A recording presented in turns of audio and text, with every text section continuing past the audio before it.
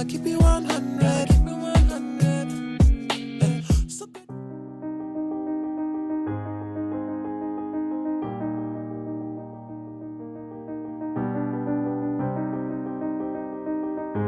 This morning I am at the W.E.B. Du Bois Center. I'm walking towards the African Diaspora Forum, where there's going to be a memorial service in honor of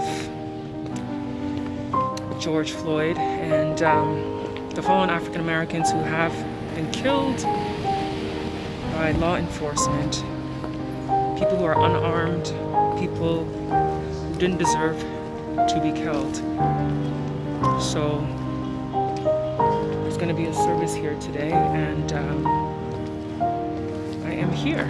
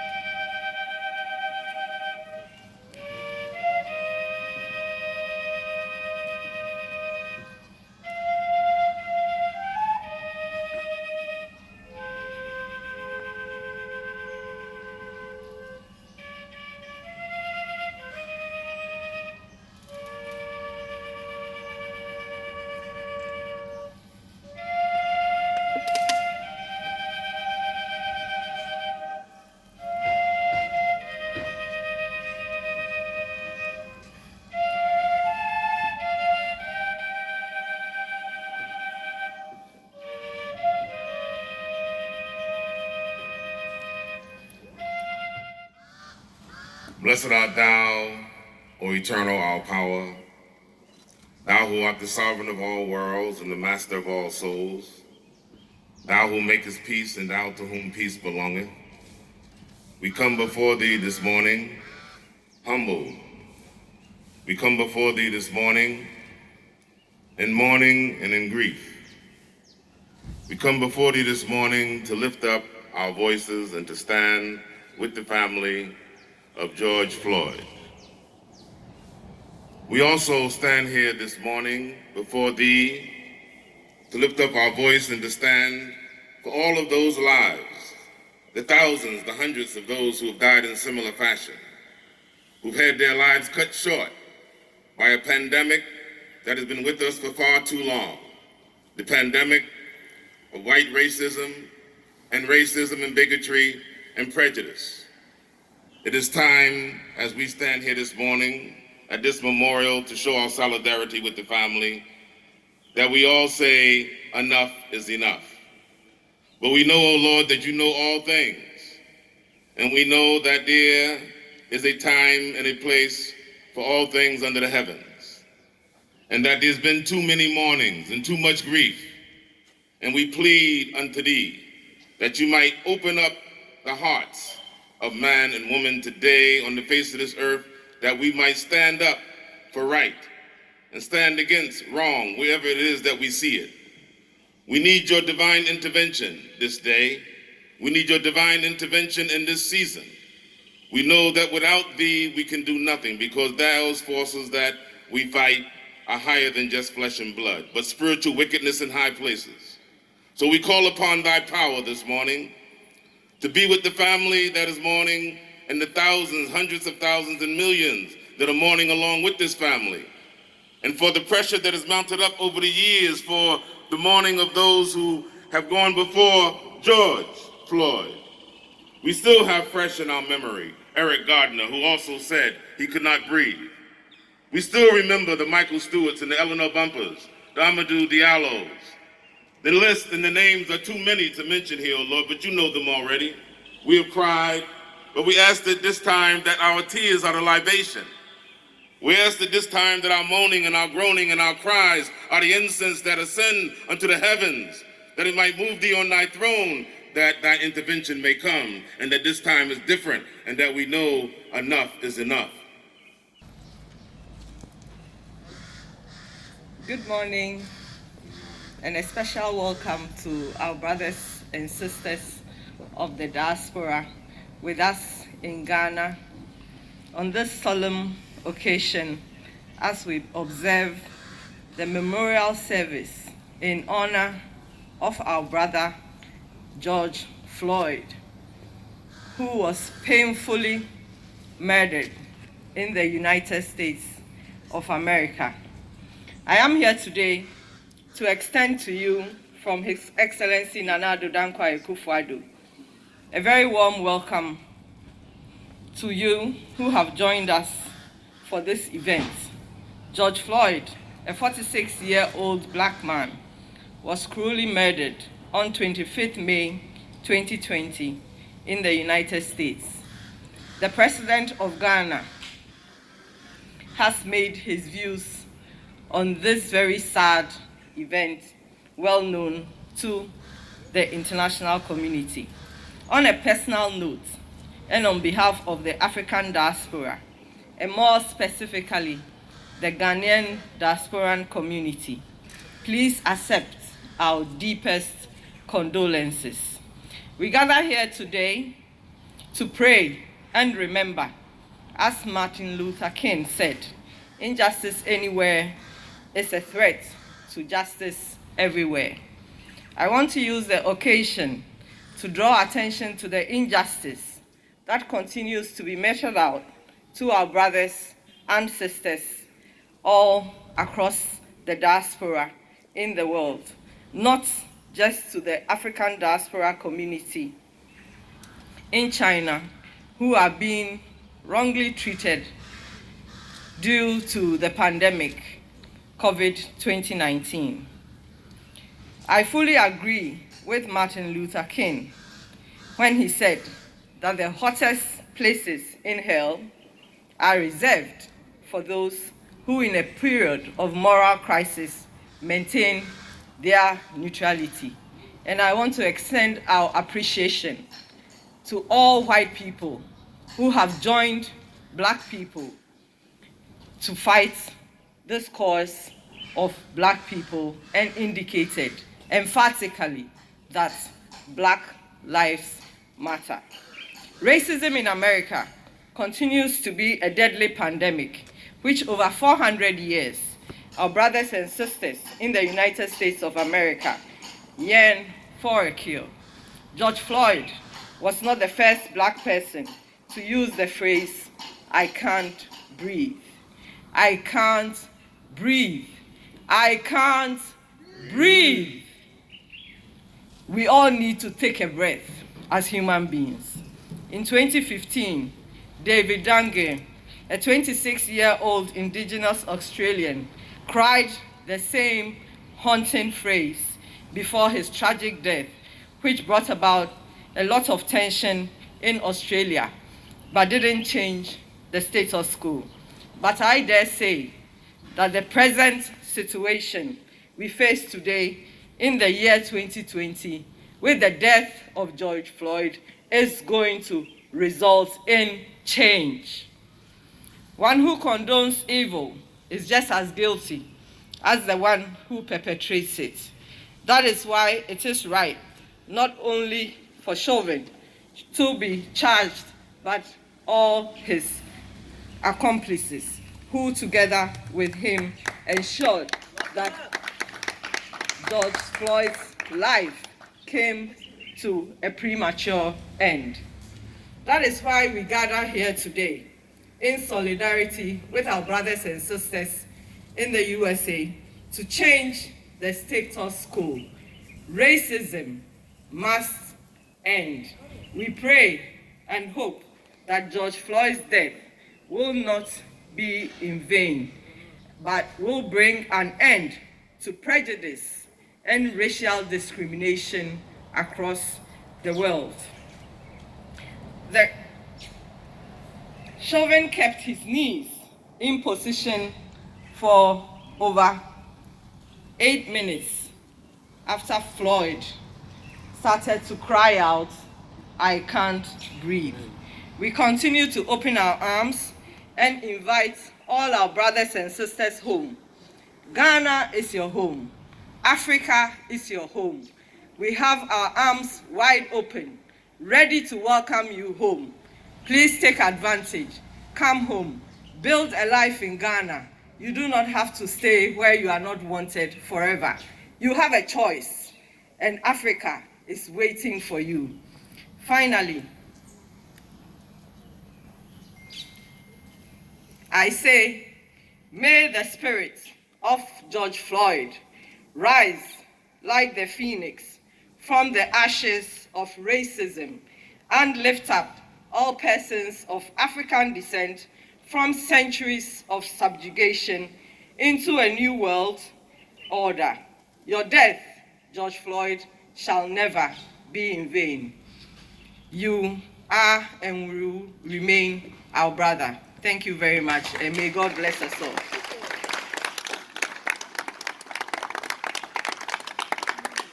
Daughter of George Perry Floyd said, "Daddy will change the world." And Daddy is changing the world.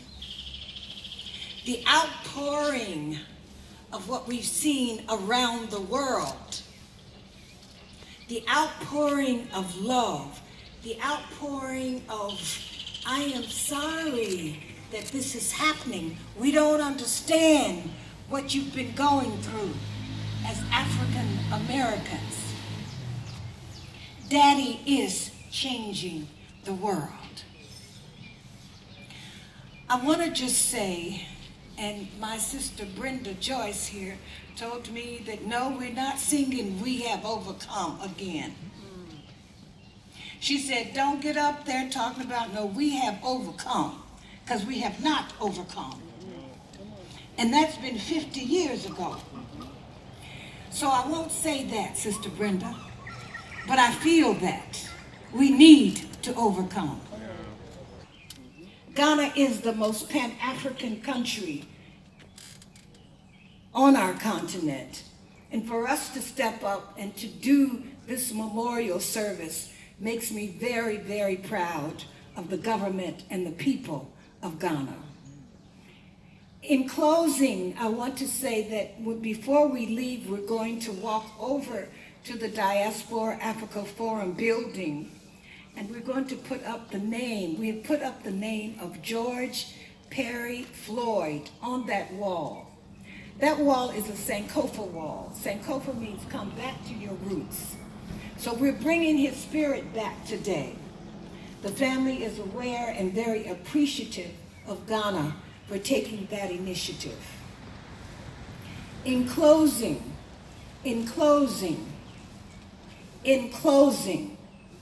George Perry Floyd is changing the world.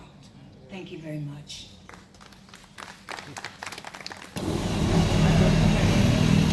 Welcome again to the Diaspora Africa Forum. This is our Sankofa wall.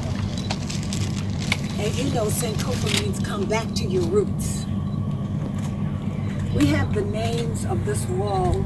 Our theme is we are the hopes and dreams of our ancestors. And we are.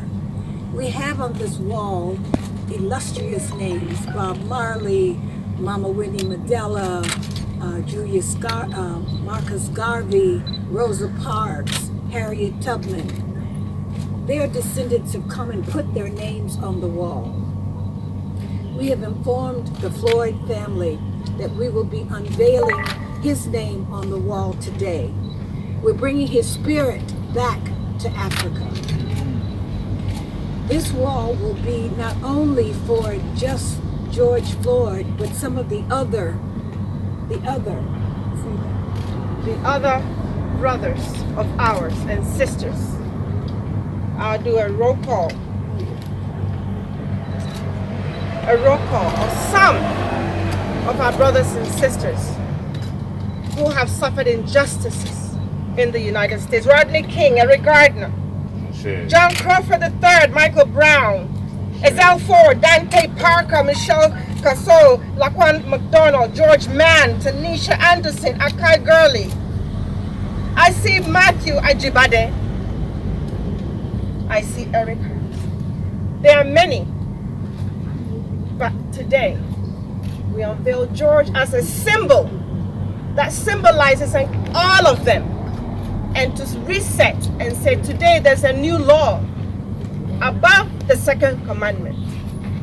The second amendment, we're saying let's release a new weapon of mass salvation. That weapon is love. And it is in love that we brought our brother's spirit back. It is in love that we want the new world to move. The new world order should be based on love and no more violence. And so we speak to say, we breathe no more injustices. We want to breathe in love. Thank you.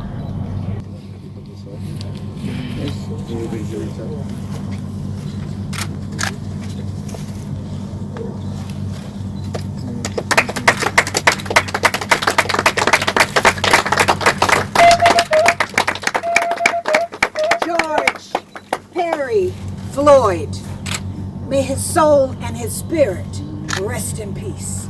Amen. Amen. So, as a person who's Ghanaian, who lived in the diaspora, you've come back to Ghana, why do you think it's important for Ghanaians to know that we have to have solidarity with our brothers and sisters abroad? Because there are some Ghanaians who are saying that we shouldn't get ourselves involved in this. Well, it's interesting. In Ghana, we have a proverb. We said in the vernacular, you see, umuse obi abogise eshia, no offense you, it means that when you see somebody's beard is on fire, you gather water, and the reason why you gather water is that the fire may be coming to you. So that's one way of looking at it. But we are saying that beyond gathering water, you should join in a fight so that the fight doesn't get to you. Okay. But more importantly, from where I stand, I think the notion that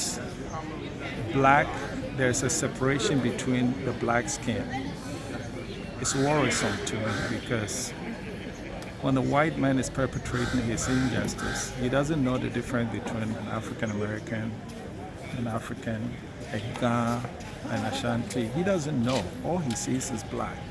And so if you see your brother fighting and you think it's his fight, good luck to that. Because when he is done and it gets to you, the other one is wiping his tears and he's going to sit down and fold his arms. It's your turn. Whereas if you had joined in the fight, you could have defeated the injustice. So in Ghana, always saying it's very simple. The fight is a global fight among people of African descent. And we all know that no matter where you live, no matter where you come from, as long as you're a black man, you're an African.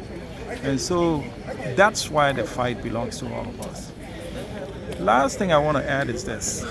It is really hypocritical for us to have a problem with how the white man is perpetrating injustice to a black man when we can clearly see the difference in the color of skin. But then we come onto this continent and we perpetrate the same injustice on our own, and we think it's okay. We think it's okay to discriminate between Fantis and Hausas, between Gans and... to me, in fact, I would like to be blunt and say it is stupid to think that it's not okay for them to discriminate against black people, but it's okay for us to discriminate against each other. And so that's the reason why I talked about respecting the race. Because once you respect the black race, nobody's going to take it for granted. If I come to your house and I see you cleaning the floor with the shirt, you take the shirt from your bag and you're cleaning the floor with it, well, then when you give me a drink and I spill the drink, I'm not going to go to the kitchen and look for a rag. I'll take that same shirt because you've already turned it into a rag. The concept is the same. We have to respect the black race if somebody else is going to respect us. And these are some of the things that I think the fight belongs to all of us, not just our brothers and sisters in America. Wow, what a day. Thank you for watching. Don't forget to subscribe so you don't miss out on any future videos.